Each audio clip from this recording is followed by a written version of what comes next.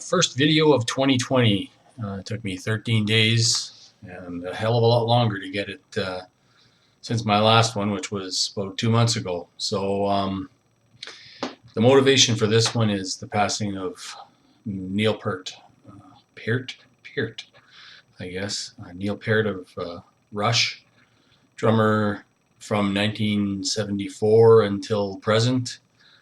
Took over for John Rutsey after Rutsey left the band due to complications and concerns with diabetes. Rutsey, of course, passed away a few years ago to a lot less fanfare. I guess, understandably, he'd been with the band since the late 60s when they formed. Was kind of the front man of the band at the time. Any of the videos you see online or anything, John was the one that did the intros and the like. So in typical Neil Peart fashion, he passed away January 7th quietly. It wasn't even announced until the 10th, and nobody knew about it.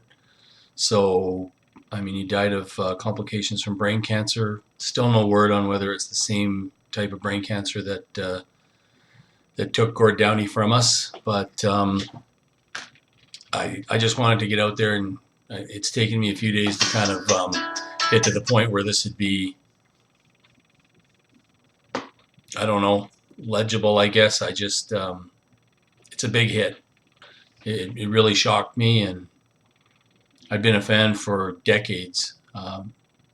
Little bit of history with me is, I mean, I had a cousin moved in with us when I was a kid, 1970, mid-70s. My cousin Alec moved in with us, and till that point, I was listening to a lot of my parents' music. You know, I was young. I was, 12, 14 years old. 14 when 2112 came out, which was the first Rush album I'd ever heard. My cousin put it on, and coming from a history of, I had listened to stuff my parents played, Jim Reeves, the Johnny Cash stuff, all the same stuff that anybody, 50 years old would have heard from their parents. The Carpenters, Neil Diamond was the most rock that I think I'd gotten. I had heard some things, some music from time to time, but never really nailed anything down. Hearing 2112 changed my life.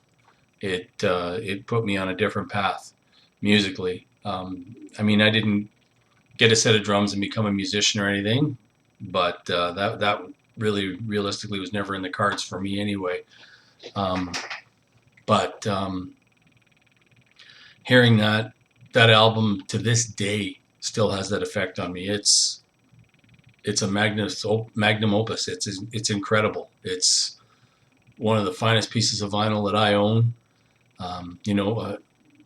I love those big,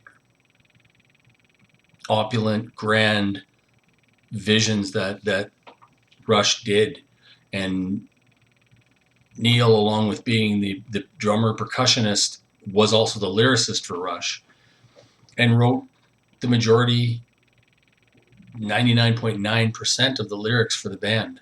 So 2112, Hemispheres, A Farewell to Kings, three of my favorite albums. If you sit back and listen to the lyrics, everybody talks about them. There was more videos out there than Kellogg Says Cornflakes. So you guys can go out there and find all that stuff. I don't have to rehash all this stuff you guys have heard 100 times. I wanted to do more of a, as a Canadian boy, my sadness and feeling of loss for a man who I'd never met, but I'd seen live, I think 7 or 8 times. Took my son when he was 12 to his first concert, and it was Rush in Western Canada, and he was blown away by it. You say what you can say. He was never going to play again anyway. He had issues. They talked about carpal tunnel and arthritis and things of that nature that were bothering him. They never talked anything about the cancer, of course. And I'm sure the band members knew, but they kept it very quiet. But the drumming was incredible. It inspired, I don't know how many thousands of people. You know, every drummer when he was alive talked about the effect that Neil Peart had on them in their drumming. Dave Grohl, you know, Taylor Hawking. I don't know how many other drummers have come out and talked about it. But it's been confusing and hard to get past, and it's very sad. But I guess in the end, I mean, at first you're shocked and sad, and after a few days, you kind of get to a point where I posted something on Twitter the other day, and it's basically just, you know, the one thing we have to be grateful for is we have his lyrics and we have his music, and we will forever. You know, we'll always be able to hear those incredible drums and listen to those magical lyrics that he wrote. Didn't have an easy life. I mean, his daughter was killed in a single car accident in Ontario, and within a year, his wife had passed away from cancer as well. It's his first wife and his first daughter. So that's when he took some time off and just got on a motorcycle and rode around the world and just, you know, took some time for himself, and I guess came to himself. And when he was done and when he was ready and when he felt he could contribute again, he came back to the band and they recorded and toured again. So I don't know if I could go through it, but he did. And in the end, cancer took him anyway. So my hat's off to Neil Peart. Thank you, sir, for everything you've done. Thank you for your contribution to music. Rush has been for decades and will continue to be a favorite of mine and a regular play on my turntable. There's really not a whole lot more to say. Leave a comment below. I mean, I see already what's going on social media in regards to Neil Peart and the wonderful tributes that are coming in, and politicians and musicians and actors and actresses and everybody's talking about it. So it's heartwarming. You know, Canadian boy does good, I guess. So anyway, folks, R.I.P. Neil Peart. And thanks again for looking.